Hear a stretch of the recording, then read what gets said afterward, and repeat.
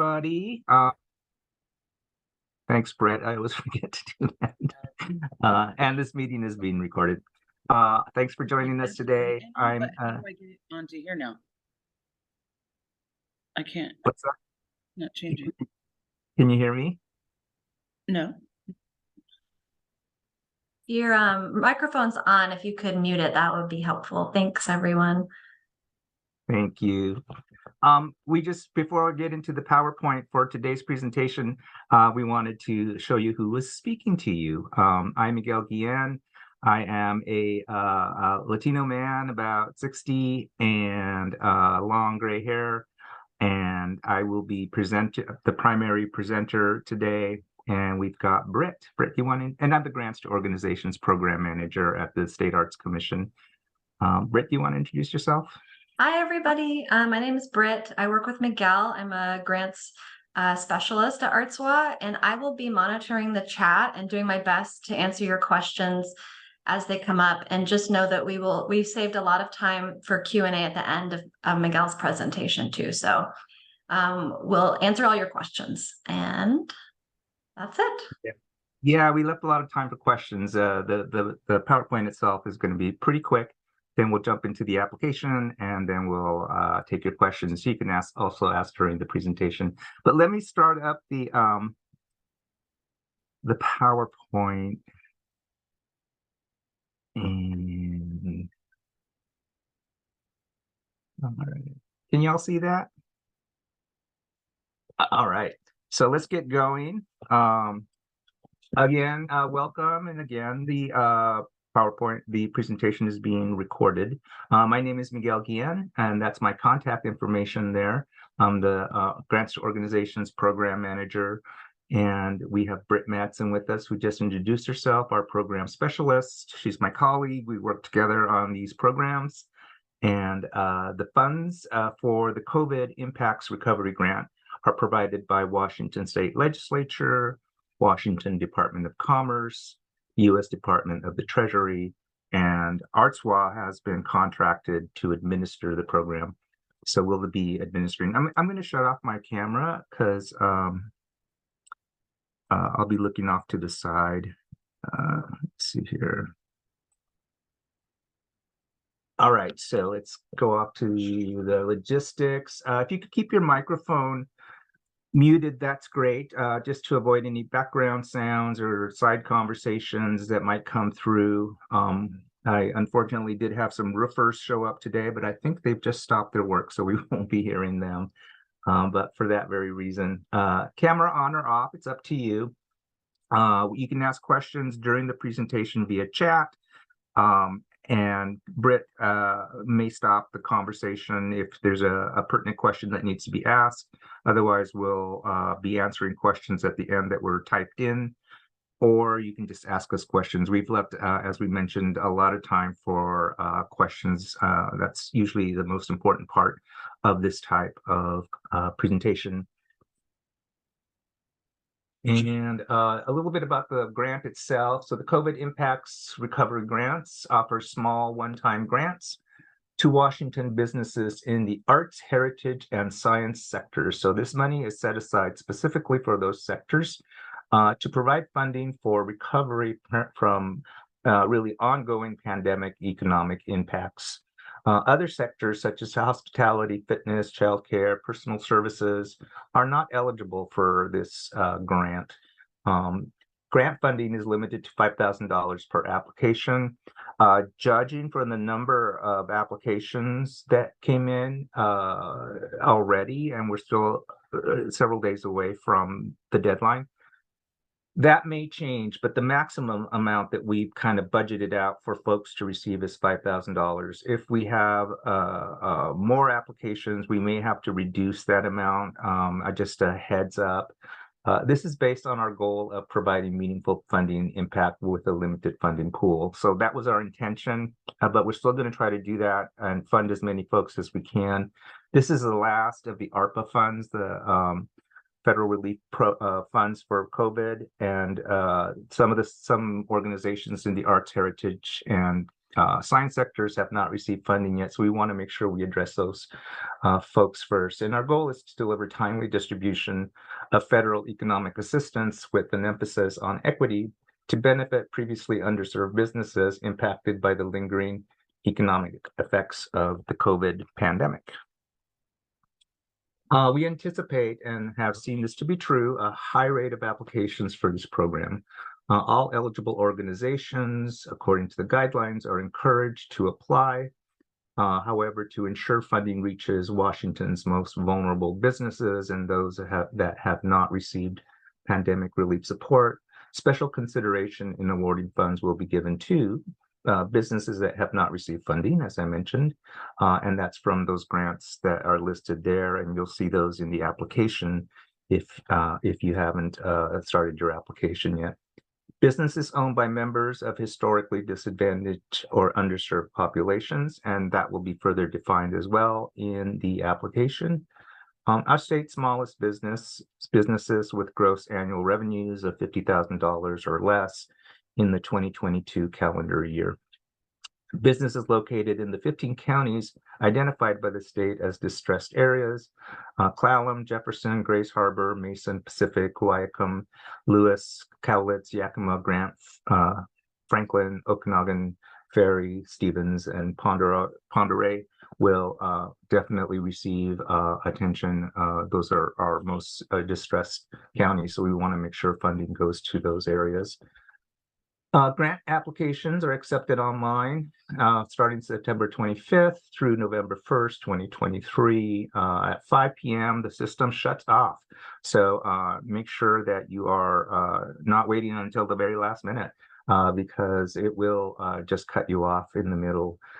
We will make no exceptions on the deadline. The deadline is the deadline. We keep applications open as long as we can, and we're always here to answer your questions, but we do need to make sure that everybody is, that the whole process stops at the same time for everybody. ArtsWA will only accept grant applications online through the submittable website. If you do not have a free submittable account, you will be prompted to register prior to accessing the online application. And Submittable recommends you use Google Chrome, Mozilla Firefox, Apple Safari as web browsers. And there's another look at the timeline. Additionally, notifications for this process for awards will be January 8th through the 12th, and then funds dispersal will begin January 22nd through the 26th, when we hope to have all funds out. Eligibility requirements: you need to be an active for-profit or nonprofit business as of March 20th, 2020. Be physically located in Washington State. Primary business activity must be in the arts, heritage, or science sectors. Science funding is intended for cultural science nonprofits and businesses such as science centers or zoos. Science companies, including research or development laboratories or services, and science manufacturing are not eligible for these funds. Have expenses that are necessary to continue business operations, and the expense is not a federal, state, or local government fee like taxes, licenses, and that sort of thing. Self-attest that the expenses are not funded by any other government or private entity, and that's generally the double dipping clause that we don't want to fund something that's already been funded by another government agency. Have experience or can describe lingering impacts of the COVID-19 pandemic on your business activities. We do have a list that of different types of situations that folks are finding themselves post-COVID in their business. And then we do have a section for other if you want to further describe your situation. Have documentation of 2020, 2021, and 2022 annual business revenues, and generate at least 51% of your revenue in Washington State. For the rest of that information, we're going to refer you to the guidelines. I can put Britt, do you have those available to put into the chat? Yeah, I'll put them in the chat. Yeah, so they'll show up in the chat in just a bit, just in case you want to peruse those as we go through the presentation. We'd really like to spend the rest of the time walking you through the application and then leaving plenty of time for questions and answers. So right now, I'm going to go ahead and stop the presentation and bring up the submittable account, and I'll start resharing again. Let's see. All right. And sorry, it seems to have closed on me, of course.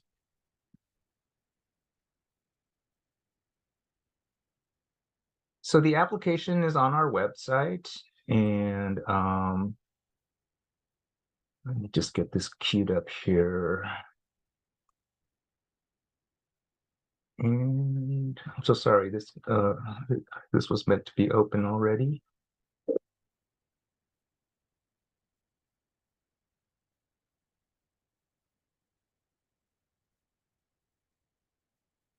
All right, so I'm going to start sharing again. And here.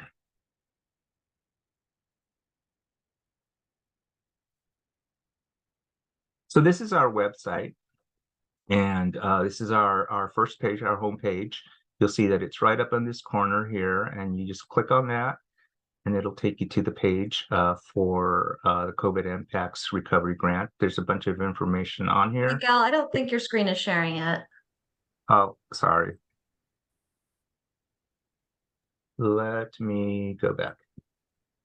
All right. Is it sharing now? Yes. Okay, cool. All right. So this is our homepage. When you go to arts.wa.gov, you land here. It's right up in the corner here. And you click on that, and you'll see the information on the program and application here. There is plenty of information on applying for the grant. Once you do get in there and have created your profile, you'll have access to the application. And this is what the application looks like. And we'll just kind of go through that a little bit. Miguel, is it possible to zoom in a bit on your screen? Yeah, let me see here. Might be kind of small. How's that? That is better. Thank you. So there's a little bit of information at the top, requirements that you'll need. Of course, we ask for your business information, your organization's or business's legal name, DBA if you're doing business as under another name. We want to know that information. We're tracking all this information for audit purposes and for the federal government. Select your business type. We want to know if you're a registered nonprofit, fiscally sponsored group. If you are a fiscally sponsored group, you will click on that, and you'll see that an additional box will pop up, and this is information on fiscally sponsored groups. As a fiscally sponsored group, you can't actually apply through your fiscal sponsor for this grant, but you can apply on your own, separate, if you have a UBI and or a EIN number. So you can apply on your own outside of your fiscal sponsor, but you can't apply through your fiscal sponsor. The fiscal sponsor themselves can apply if they are applying, but people are only allowed to submit one application. So the fiscal sponsor, in turn, could not submit an application for you. So you need to apply on your own. And then we have the section for profit, and that's just for us to track. You need a UBI number. If you haven't gotten that, we will need that. So make sure that you do have a UBI number. That is the way that we are registering that the organizations we fund are registered with the state of Washington, at least starting in March 2020. That's an important part of this application. Does your business have a vendor number? SWV numbers are what we use to pay you. So we need to have that number. This we can apply for without it, but we need to have it before we can pay you. So you need to get that working. It's usually pretty quick, and there's information here on how to get that number. Just click on any of those highlighted. And then a UEI number, if you're not familiar with UEI numbers, they are required to get money from the federal government through granting programs these days. You have to have a UEI number. It does take a while to get those. We can accept your application without it. but we need to have it before we can give you any money. So again, just like the SWV number, those two numbers have to be in place in order for you to receive any funds. And we need your EIN if you have one. And sole proprietors usually don't have one. They can still apply, but we are looking for you to have an EIN. And then your physical address for your business, that's to make sure you are situated in the state of Washington, and the county where you're located. And we do want to know where your main business is, not where you provide services and stuff like that. It's where are you located? And then your mailing address. If you have a mailing address different than where it is that you're located, you will click on this and it'll expand, and then you can give us your mailing address. So the NICS code is an identifier that's used that we use to identify the classification of your business. This is a requirement for this grant. We give you all the information here on getting your NICS code. And it is again required, and that is how it is one of the methods we use to verify for these federal funds that what the legislature appropriated them for in terms of eligible businesses is being met. So we use the NICS code to guarantee to our funders, which in this case is Washington State the Department of Commerce, that we're funding the correct types of organizations. You'll enter your NICS code, then your descriptor. And I pulled a couple of reports, and I see folks are getting a little confused about what the descriptor is. When you go, let me just go to this site real quick. And this is what the site looks like.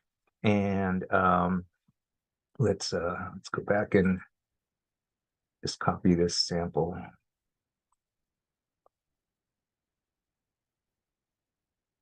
And we'll type that in here. You can type in the type of business you are, or in this case, we're just going to type a number in.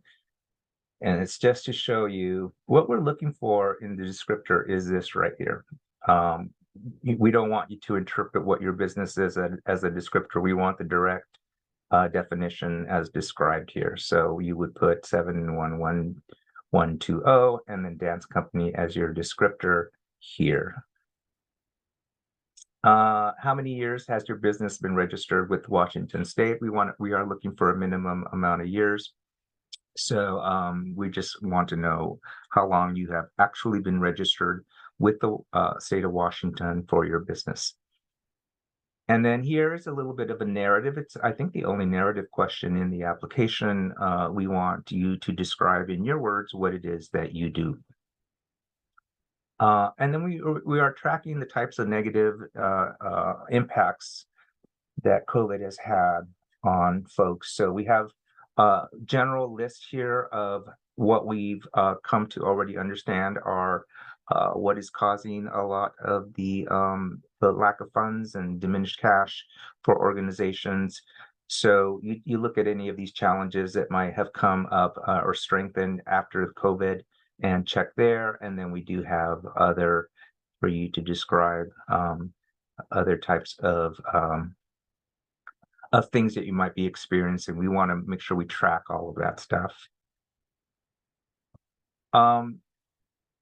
Here we're looking for specific grants that you have gotten in the past. And we do mean this list. We're not talking about anything other than this list. We have further described what these are. If you don't remember, sometimes we can look it up for you, but a lot of these did run through the Department of Commerce, so we don't always have those records, but we can try and check for you, or you can check with the Department of Commerce to see if you've gotten those in the past. And then we've described them to you as best we could down here in the bottom section of this question to give you a little more hints. But if you're really not sure, please contact us because these funds have a very specific purpose, and we want to make sure we adhere to the legislative language that was given to us to interpret for this grant. And then we have these special categories. Is your business at least 51% are owned and operated by any of the following categories of people? And you can select all that apply. So here's where a lot of folks are kind of stumble a little bit. It's probably the most scary part of the application, but really what we're looking for is just exactly what we're asking here for. Go into your documents, your tax forms, and see what your revenue was in 2020, 2021, and 2022. And we want those numbers here. And then we're asking you to upload your financial documents that correspond to those numbers. What we're going to ask for this grant, what we're asking for is your 2022 numbers. So what we do is we ask you to attest at the end that the other numbers are correct, but really to make this more streamlined and so we don't have to go through hundreds of tax documents, we really only want to know want you to upload your 2022 information.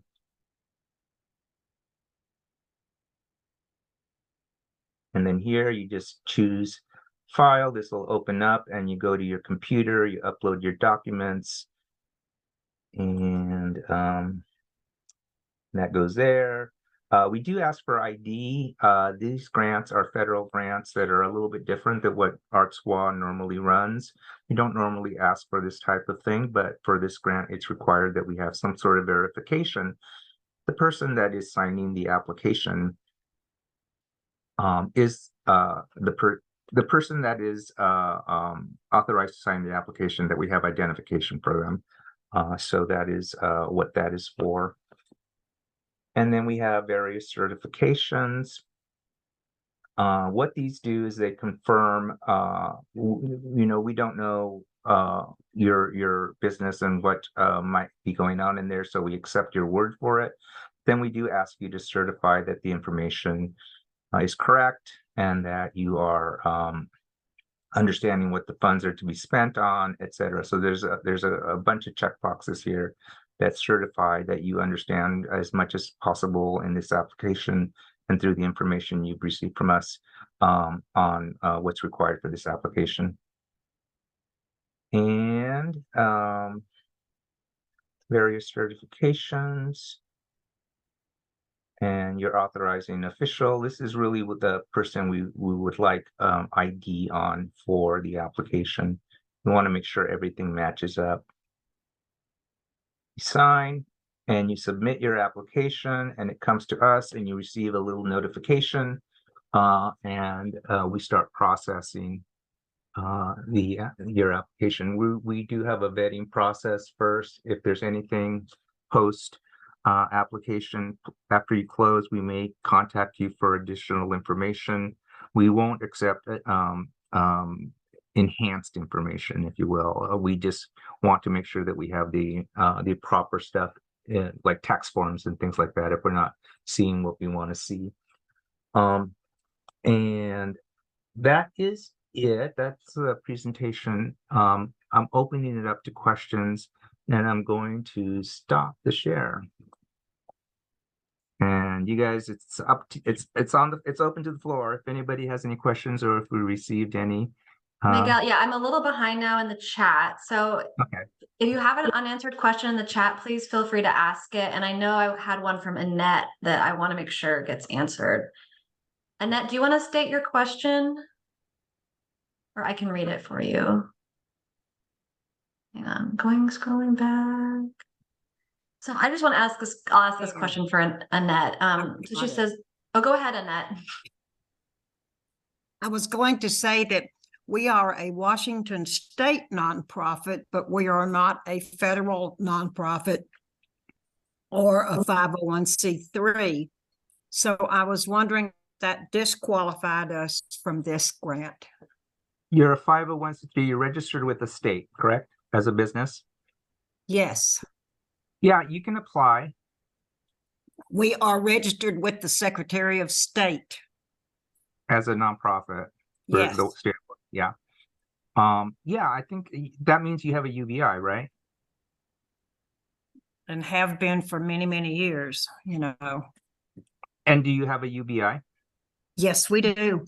I Yeah. don't have the other number you say I have to have, so I guess we'll have to apply and get that. The UBI number is really important for the state of Washington. That is really our guiding star to show that you have been doing business legitimately in Washington state. So that's important. The other numbers are going to be important because those are federal numbers, your UBI, et cetera. Your SWV is also a Washington number to get you paid through the Office of Financial Management. The UEI is really important. I suggest if you don't have that, you get on it right away because it does take a while to We get your, definitely have a UBI number and have for many years. no, a UEI. UEI is through the federal government. UBI is through Washington state.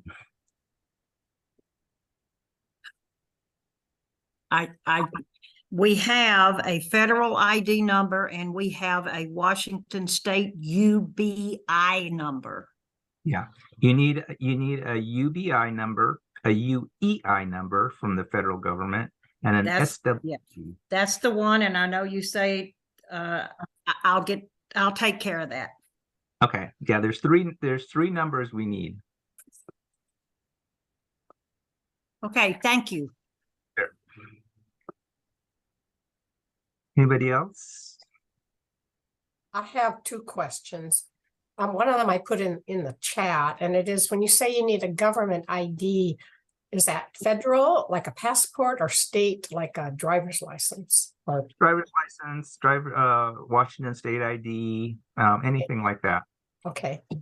And my other question has to do with the types of expenses that are considered COVID related. In our case, we run a community theater. So we had to shut down when, Governor Inslee said we had to shut down. And we were basically had no revenue for a couple of years. But we drew on our reserves in order to keep at least most of the staff employed during that time until we could, slowly reopen when we got the all clear. So with those like staff, payroll expenses of just kind of keeping staff employed be considered COVID related? Yes. So have you gotten any compensation, have you applied for any grants at all to cover any of that since 2020? We have, we got some COVID grants, but they were Okay. more for cleaning supplies, things like that. And they were Yeah. fairly small, but I'd have to go back and research what those were exactly. Yeah, anything you had to do additional or differently to keep yourself in business during the COVID pandemic is eligible to be refunded. Okay. I think that might qualify. Okay, thank you. Mhm.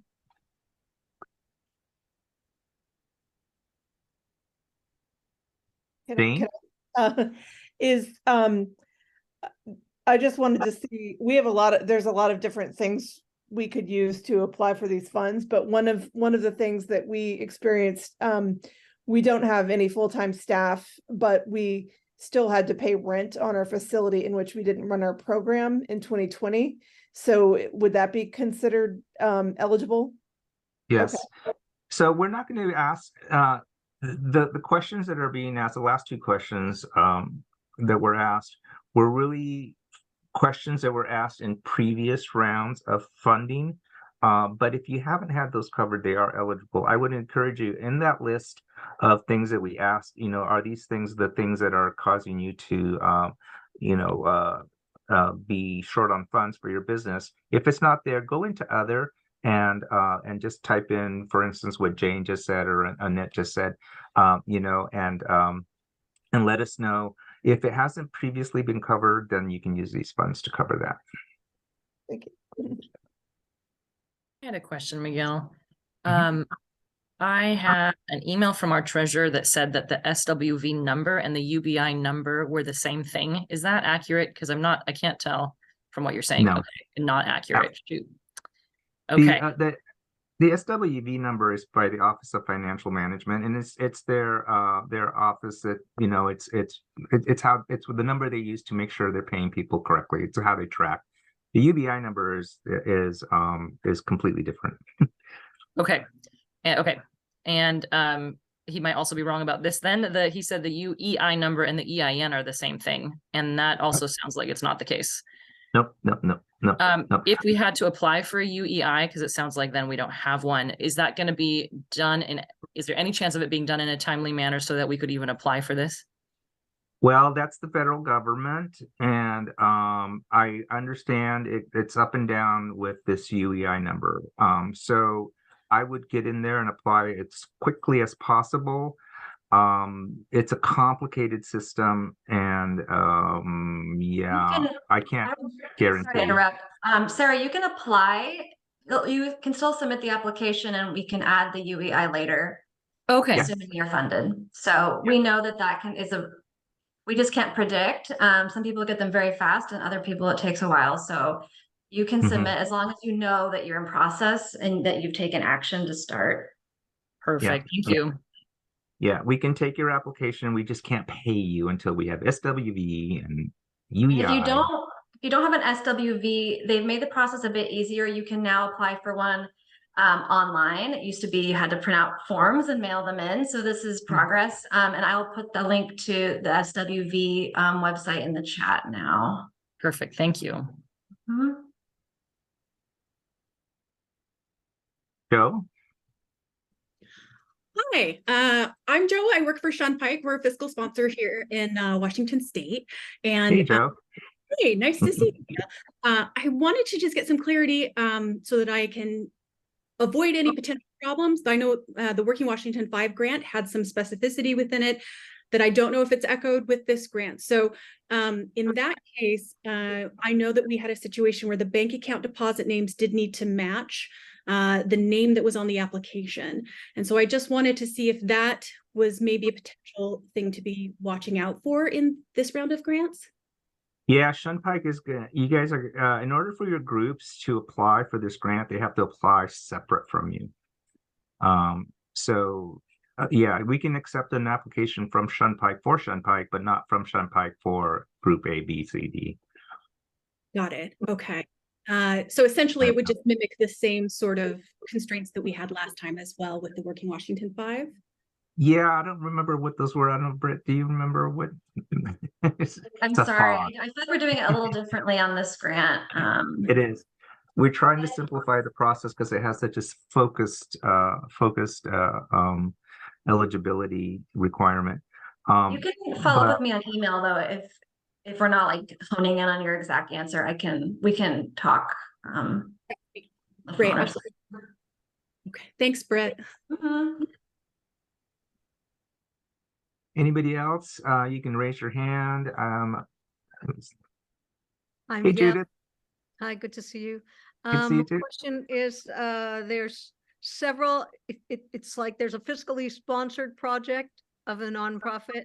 Obviously, it needs its own, but what if I'm the person that is on more than one of these? Do I need like a board member to be submitting for the organization if I'm representing a fiscally sponsored project? So, Right now, I've been serving as the key contact. okay, so we're not funding projects, we're funding organizations. So individual organizations can apply. So, what can you give me that breakdown again? So you're what on? My organization could apply. But Yes. there's also a fiscally sponsored project of our organization. And it hasn't registered with the state of Washington as a, And it's another group, you mean? Yeah. And they are not registered anywhere. They don't have a UBI or anything like that. not currently. Yeah, Yeah. you can apply for yourself, but you can't apply for them And can they apply independently? if they have a UBI. But the UBI would have to show 2020, even if they got the UBI now, because the activity started in February 2020. Yeah, as long as they meet that qualification, Right. Okay, but I couldn't be the contact person for that. It would have to have. You a- can't apply for them. You can't, well, I mean, you can be on their application if you're helping them, but you can't apply for them. In other words, group A is you, group B is them, and it's two different things. Yeah, I got that. I just didn't want it to look like I'm double dipping if I'm in, if my face is showing up on both of them as the applicant. If that, is that going to be Well, comfortable? no, it's a matter of the UBI is going to separate you.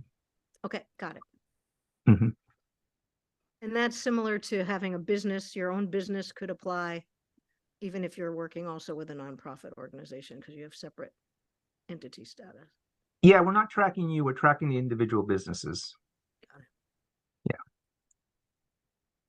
Miguel, maybe I'll just address something because a couple people have asked and it is confusing. If you're a grant writer, not the person who would sign a contract for the organization, but just filling out the grant, you still do upload your own ID in the ID section because we are assuming you're an authorized representative of the nonprofit. So that is you as the grant writer. Later, it asks for the contact information for the authorizing official, which would be the person who can sign a contract or something on behalf of the organization. And that's where you would maybe enter the executive director or board president's information. Make sure you put their email in because as the person filling out the application, we have your email with the submittable account. So you'll still get the updates and things like that. But we definitely want to get the signer's information there, but it'll be your ID. Yeah, and that works. And really what we're doing here is tracking people in these days of AI and all kinds of robots and stuff out there. We want to make sure that there's humans connected to everything and that we yeah, so that's really what this ends up being about. Britt, are there any more questions in chat?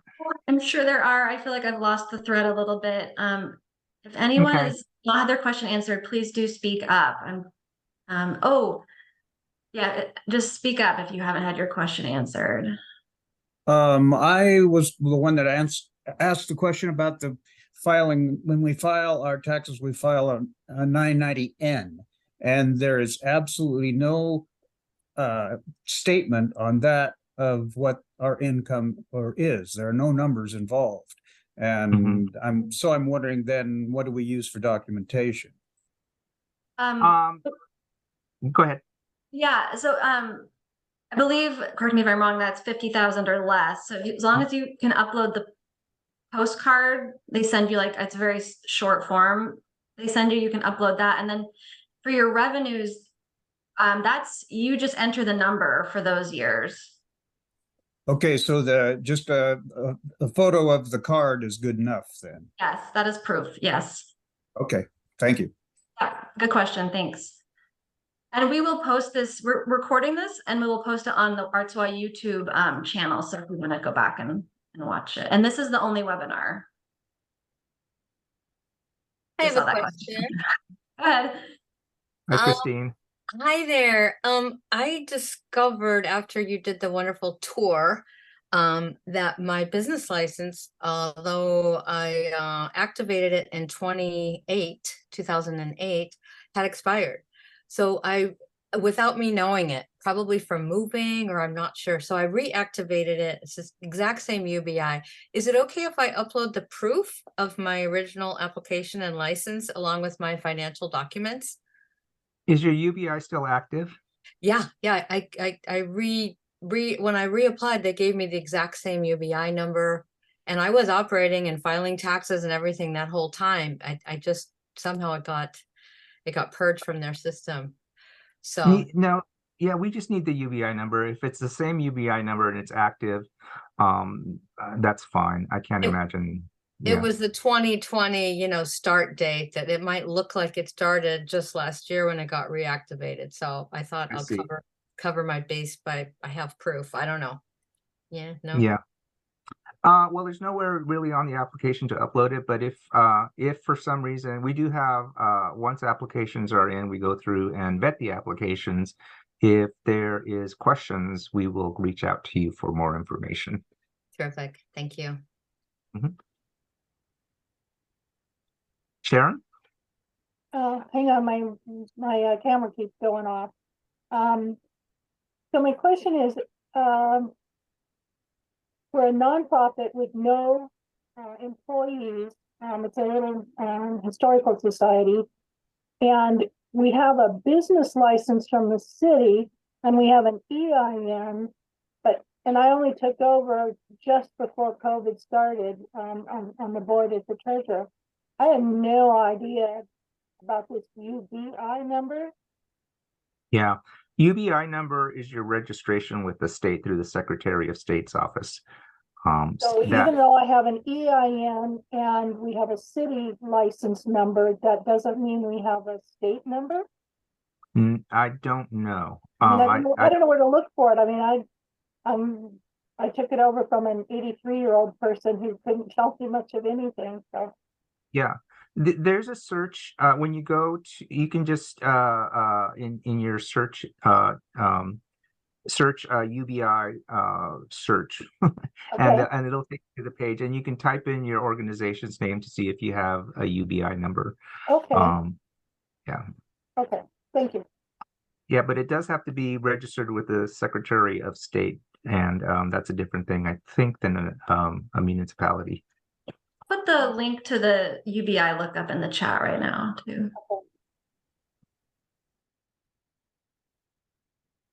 One of the categories of qualification was historical. What is the definition of that? Historical.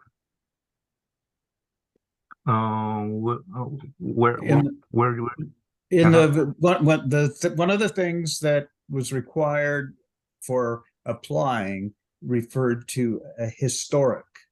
Oh, that's not required, but it is a descriptor of a heritage type organization, which is one of the sectors: arts, heritage, and science. Yeah, so heritage. Okay, that's the word. Yes. Yeah. What is that? What's that mean?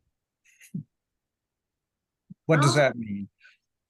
Heritage is like historical museums, people, organizations that preserve the heritage of particular peoples. It's kind of a humanities thing. The heritage of a region, of a people, of a, it's heritage. It's cultural heritage. Okay, thank you. Mm-hmm.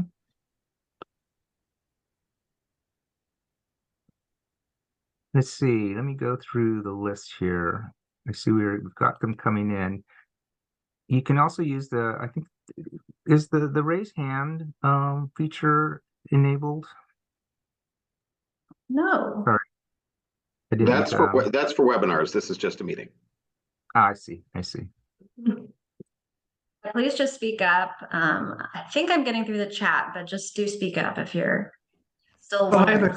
I have a further question about the question number 13. How many years have business been registered? I did go to the Department of Revenue lookup tool, and nowhere can I see. We've been operating for 29 years, I think, but I don't know when we first registered. It's probably not a big deal. They just need to be registered before 2020, but I can't find that exact year. So I guess 29 years. You hear me okay? Yeah. Mm-hmm. Yeah. So is that a problem? I mean, I could not find that on the tool, the site, Department of Revenue. No, we in a lot of ways we're counting on you to tell us your story. If there, do understand that these are federal dollars and these are COVID funds, these are ARPA funds, American Rescue Plan funds. The potential for audit is real. So you do want to make sure that when you attest, you're attesting truthfully, because we did have audits for just about every round that we've had so far, and the audits are simply the federal government sending me a list of folks they want to review, and it's random, so it does happen. So understand. I don't find it anywhere in our documents here, nor on the Department of Revenue site. So it's a guess. So I would have to attest to it was a guess. I know. Yeah. I've been vetting some of these applications already. We've been doing it piecemeal, and I know it was very hard for me to try and figure that out. So I hear you. Yeah, all right, thank you. Anybody else? Go ahead and chime in. I have a question. I joined the meeting late. Sorry. I tried to join with my phone and I couldn't. So you might have talked about this. What kind of documentation do you need to prove like annual business revenues? And I'm asking that because I'm thinking like maybe a tax return would be enough, but I'm a sole proprietor. And so I file my personal and my business taxes through the same. I file them together. So, but they're different, you know. So what's an acceptable document for that?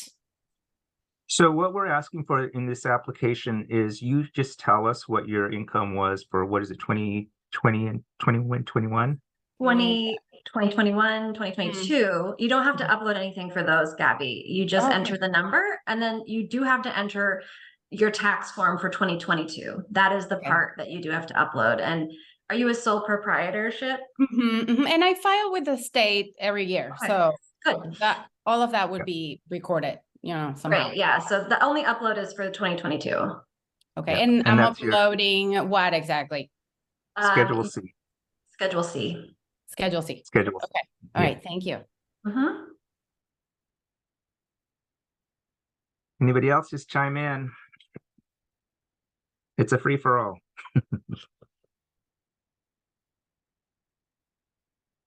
All right, if we don't have other, yeah. A lot of people have asked, and Nellie just asked in the chat, am I eligible if I've received fill in the blank grant? Nothing excludes, those don't exclude you. You are encouraged to apply. It's just a matter of we're trying to prioritize people who haven't gotten any aid. So you're not ineligible. You can still apply. So just Nellie, yes, you are still eligible to apply. Yeah, if you meet all the eligibility requirements in there, what we're going to do and what we were anticipating is a whole bunch of applications to meet the legislative language. We want to make sure that we fund the people that this was really targeted for first, and then we'll just go down the list. So it's we'll do the best we can. Do understand we only got $2 million for 3 sectors statewide. So that is not a lot of money, and we'll do our best to make sure that as many people get funded as possible. Yeah, we're really just trying to set expectations because of that relatively small allotment. So another question, and you may have answered this already and I missed it. Is it a matter of you get 5,000 or none? I mean, would it be pared down in some grants that way? No, we it'll if we have to, we will pare down, and we're going to be very diligent about the requirements on who is to be funded in terms of the information you provide us. And what we do next, our funder, as I mentioned before, is the Department of Commerce. We'll run our numbers, we'll give them the assessment of where it lands, and then Department of Commerce will work with us on how it is that they want those funds distributed. So we were expecting a lot, and it has a lot of applications. And right now I ran some numbers this morning, and it's looking like probably we will be reducing the amount of the maximum award, but our goal is to get everybody some of this little tiny kitty they gave us to distribute. Hey, thank you. Sure. I have a question. Hi, Linda. Hi. Hi, Linda. I came in really late. I didn't know this was happening and I just found you.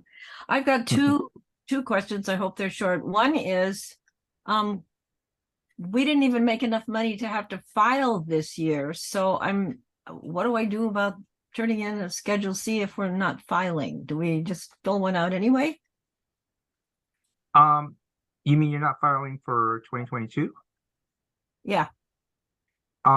So you know, you do have an operating budget, right? So that's how you knew that you didn't make it. Well, I'm a sole proprietorship, and it's just me, myself, and my husband, and we are old enough to be retired, so we're on Social Security, and that's what we got was, our Social Security is what we've gotten.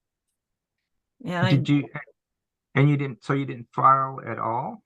well, no, he's my husband's the one who does it, and he's not here right now. He's in the process now because he applied for an extension. But when he Oh, I went through all the paperwork, it came up, you didn't make enough to file. Yeah, well, we need documentation. So what the federal government wants is documentation that you've been at least attempting to report your income. And, you know, for folks that are halfway between their fiscal year or operating year, we're accepting operating budgets, but we do need something to anchor those funds to prove to the federal government that this is an active business that's reporting their income. Okay. So could we fill out Schedule C even if we didn't file? Yeah, you're applying for a federal relief fund, so they need to know that you're actively at least attempting to interact with the federal government to report your income. Okay. Okay. And my other question is, you asked about previous grants, and way early on, like right after COVID hit, somebody gave me $900 and I don't even know who it was. What we're interested, we have a specific list of grants that we're interested to know if you got funded, if you were funded by previously. So if it's not on that list, we're not going to ask you to search people down or anything like that. That list, it corresponds to the funding source for this grant, and that's where we want to make sure that we're intersecting correctly. Okay, thank you. Okay, hi Miguel. I'm not that Zoom savvy. This is Gerd. Can you hear me? Yeah. Okay. I had a question. My husband and I are a partnership, but we're a small business and we file a 1065. Is that what we would send to you instead of a Schedule C, which is a sole proprietorship? Yeah, again, we need documentation that that you're interacting with the government and that you know, if you're eligible and you fall within all the eligibility requirements, then we want you to apply. And again, we want that anchor that you're interacting with the federal government to report your income. Okay, so instead of 1040, we would send the 1065 then. Yeah, go ahead and upload it. As I mentioned, we are, if you want to go through the application, we do have another vetting round. So the application, as you saw, if you saw the whole presentation, is not hard. So it's up to you if you want to enter into that. And then we're going to have a vetting group that's going to go through and take a look at those things more specifically. Well, we're a partnership because we were a partnership before we got married. We've been married 45 years, so we just never changed it. Okay, so you are applying So for federal thank relief you, Miguel. from the you know, the feds, and they want specific things. So Okay, thanks. congrats. Any other questions? Brett, is there anything in chat?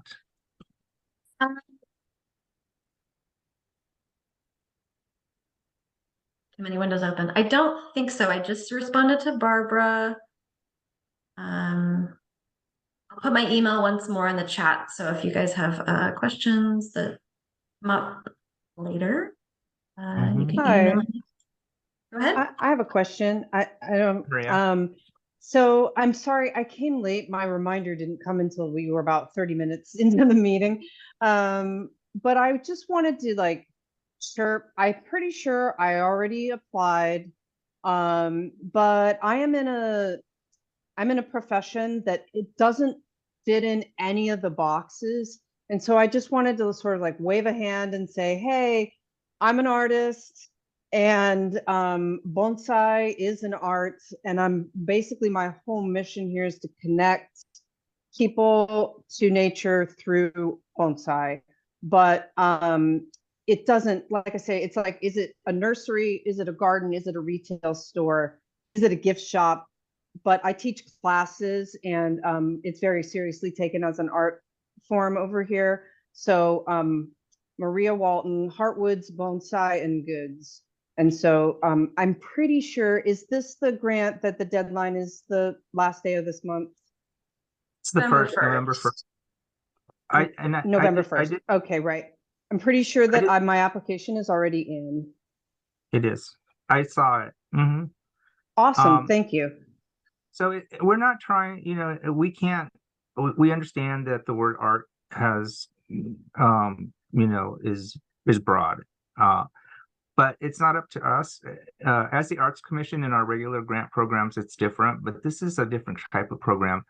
As you saw in the application, it's all about numbers. And so if you're registered, the NICS code, as I mentioned in the presentation, is what guides us to understand your place in those three categories of arts, heritage, and culture. So it's not up to that code, just not helpful. It's that like that's the code that it's like there's nothing there that suits my business and what it actually is. It's sort of an intersection of a few different things. But I also, am a gay woman in the arts, and so hopefully some of that'll help me. And I haven't received any other funding, any other grant money. So as I hopefully that'll help. Yeah, these federal relief funds are all based on numbers, and with our regular grant programs at the Arts Commission, we can interpret and have that conversation with you, but not with these funds. These funds are all based on numbers. So if the NICS code, I noticed in your application, I think you selected other retail, it's going to be hard for us because we are bound by those numbers and those definitions. So can I edit my application before the deadline? You can request your application to be edited if that's one thing I did mention. We did want to try and streamline the administrative work on this, and we were going to, once your application was in, you couldn't edit it, but we also didn't do this PowerPoint until a few weeks in. So if you want to edit your application and you've got one started or already submitted and you learned something today, do reach out to us and let us know, and we'll open up your application for editing. It has to be done by the deadline you have to be done editing by the deadline like everybody else. You can't extend. Okay, Maria, great. Well, if you thank send you me for that. If you send me an email, I can open your application. Awesome. Thank you. Appreciate that. No problem. Anybody else, just jump in. We're just about to run out of time, but we can go over if you need to stay. I have one other question. Is there, since several of us came so late, is there a way for us to access any talk that you gave at the beginning so that maybe some other questions would be answered? Yeah, there was really no questions at the beginning, but the whole presentation is being recorded and will be uploaded to YouTube. The ArtsY YouTube, which is in the chat link. Okay, great. Thank you. Yeah. Any other questions as we're approaching time? All right. Well, thanks for joining us today. And always, always, always feel free to reach out to us. This isn't the end of our conversation. We're here. We answer questions as quickly as we can. It's very important to us that this funding get out to you. So if something comes up later, email me, email Brett. We are here to help you. We're your Arts Commission. We work for you. Put us to work. So. Thank you. Thanks for all your great questions. That was really helpful. Thank you. Thank you. Thanks so much. Very useful.